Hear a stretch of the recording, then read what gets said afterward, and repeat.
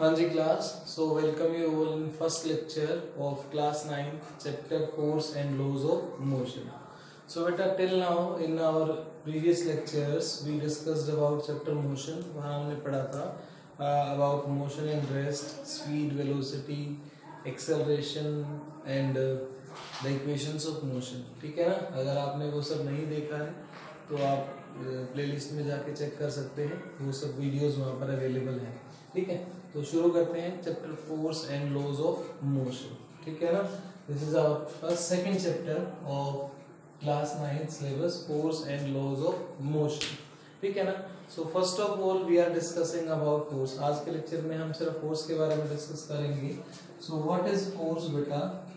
Generally आप पढ़ते आ रहे हो कि फोर्स क्या है, पुश और पुल. ठीक है ना. तो फोर्स इज अ पुश और पुल. So that is called force. तो आज हम फोर्स को उसकी कैरेक्टरिस्टिक्स पॉइंट ऑफ व्यू से पढ़ेंगे कि what a force can do. ठीक है ना. क्या पढ़ेंगे हम? What a force can do. Force can do. ठीक है ना. तो क्या क्या कर सकता है? It can change the state. It can change the state. अभी डिस्कस करेंगे एक करके. It can change the shape, it can change the position, it can change the direction. ठीक है ना. और you can say it can change the size.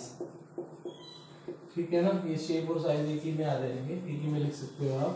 it can change the shape और size. ठीक है. so these are the characteristics what a force can do. ठीक है. Okay, let's discuss one by one. The first one is force can change the state.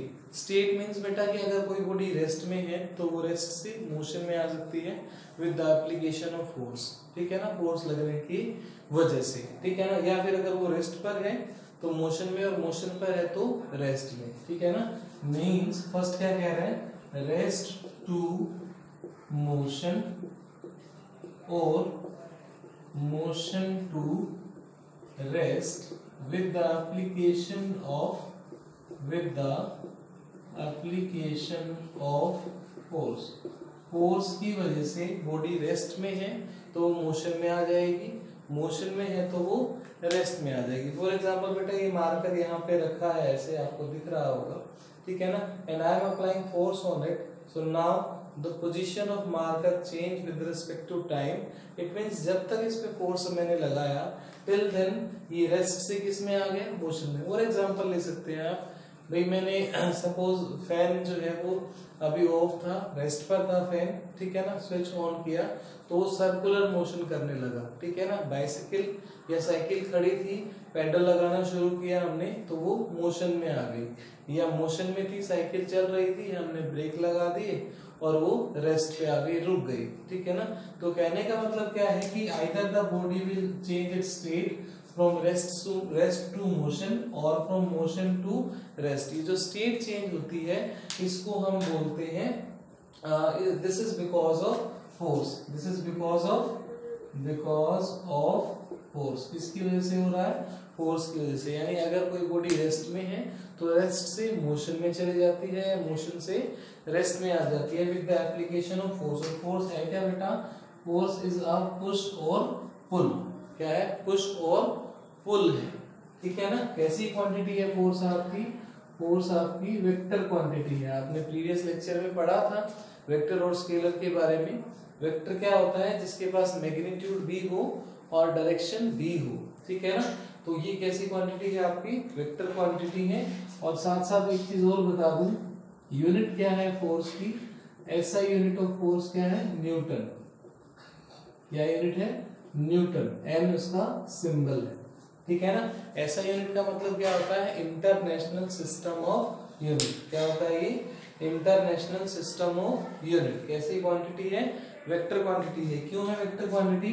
Because it is having magnitude as well as direction. इसके पास magnitude भी है और direction भी है. Means I am applying force on a body. 5 newton force I am applying in east direction. तो 5 is a magnitude part. Suppose मैंने क्या लिखा बेटा? 5 न्यूटन इन ईज, ऐसे लिखा मैंने दोस्तों। This 5 is magnitude part, this Newton is the unit and this is the direction. So force is a push or pull. This is a vector quantity because it contains magnitude as well as direction. SI unit is Newton and these are the characteristics of force, what a force can do. So first characteristics is force can change the state of a body, means if our body is at rest, then after applying the force it becomes in the state of motion, or you can say if the body is in the state of motion, then after applying the force the body will become at rest. So rest से motion में आ सकती है या motion से rest में with the application of force, इसकी वजह से with the application of force. Next देखते हैं बेटा second characteristics, that force can change the shape or size of a body. Second is force can change the shape or size of a body. How we can say it? बेटा सुबह उठ के toothbrush सभी use करते हैं अपने teeth को clean करने के लिए। तो when you are applying force on the toothpaste tube, जो टूथपेस्ट की ट्यूब है उस पर जब हम फोर्स लगाते हैं, then it will squeeze the press करते हो तो क्या उसका शेप क्या हो जाती है, change. And what you are doing, you are applying force on that. क्या कर रहे हो आप उसके ऊपर बेटा, जब वो टूथपेस्ट की ट्यूब आप लाते हो तो हट्टी होती है एकदम फर्स्ट क्लास, और आफ्टर सेवरल डेज, कुछ दिनों के बाद एकदम बेचारी कमजोर सी हो जाती है। Why? Because regularly you are applying force on that, और उसकी वजह से उसकी शेप क्या हो रही है, चेंज हो रही है। So you can take example of that, squeezing of toothpaste tube, and और भी बहुत सारे एग्जांपल ले सकते हो। देखो जैसे मैं दिखाता हूँ, ये मेरे पास इंक की शीशी बोतल है, मैंने इसको प्रेस किया, now I am applying force on it, so it will change. यहाँ से इसकी क्या हो गई, शेप चेंज हो गई। So like this you can say कि force can change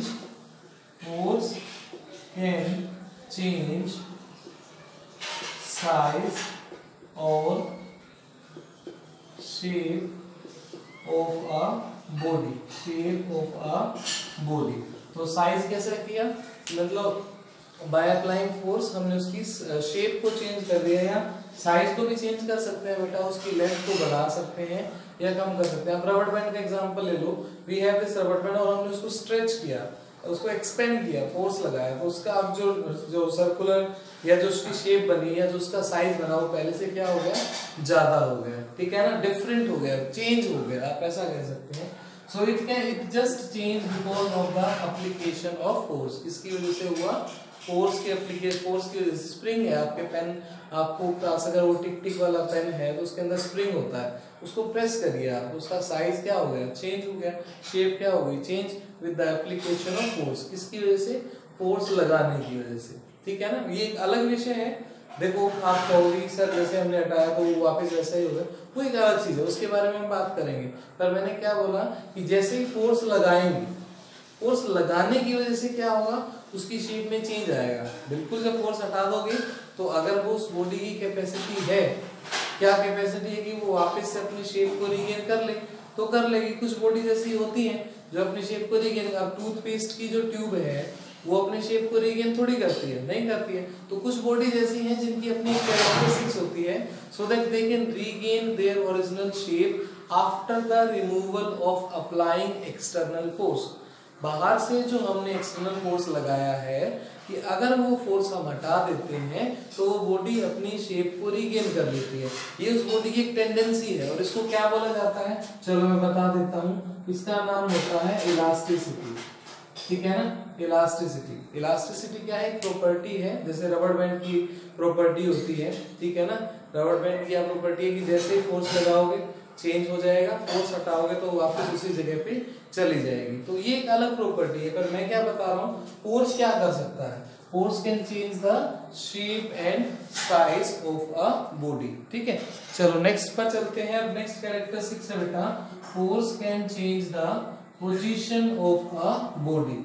force can change the, अभी देखो पोजीशन बिल्कुल ये आपके सामने है, ये डस्टर है, आपको वहां रखा था, पीछे मैंने वहां से उठाया और यहाँ ले आया, ठीक है ना। So it means I am changing the position of this duster. मैंने इसकी पोजीशन को क्या कर दिया, चेंज, और फिर से फोर्स लगाया, वापस वहीं चला गया। तो you can take any example, doesn't matter, कोई भी एग्जांपल ले सकते हो। Force can change the position. एक चीज का ध्यान रखना है बेटा, जब पोजीशन हम किसी चीज की बताते हैं, बिल्कुल आपको याद आ गया होगा मोशन वाले चैप्टर में बताया था कि पोजीशन बताने के लिए हमारे पास रेफरेंस पॉइंट होना चाहिए। कौन सा पॉइंट होना चाहिए?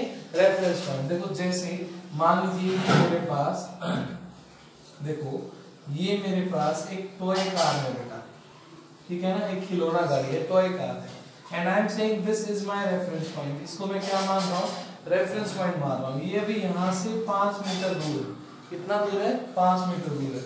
एक बच्चे ने इसको हल्का सा ऐसे फोर्स लगाया और ये गाड़ी जो है वो चलकर, बेटा ड्राइंग डिफरेंट हो सकती है, कोई बात नहीं, गाड़ी बड़ी नहीं हुई है, गाड़ी वही है, थोड़ा सा ड्रॉ करने में वेरिएशन है, ठीक है ना। ऐसा नहीं कि गाड़ी की शेप चेंज होगी, गाड़ी वही है, ठीक है ना। थोड़ा सा फोर्स लगाया और ये गाड़ी अब कितना दूर हो गई है? 10 मीटर। कहाँ से? ओरिजिन से। कहाँ से? ओरिजिन से। तो इसका मतलब क्या है? With the application of force we can change the position. और पोजीशन हमेशा किसी रेफरेंस पॉइंट से ली जाती है। पहले यहाँ से गाड़ी 5 मीटर दूर थी, अब यहाँ से कितनी दूर हो गई? 10 मीटर दूर हो गई। तो like this force can change the position of a body, ठीक है। चलो नेक्स्ट बात करते हैं डायरेक्शन की, ठीक है ना। Force can change the direction. देखिए force can change the direction of a body.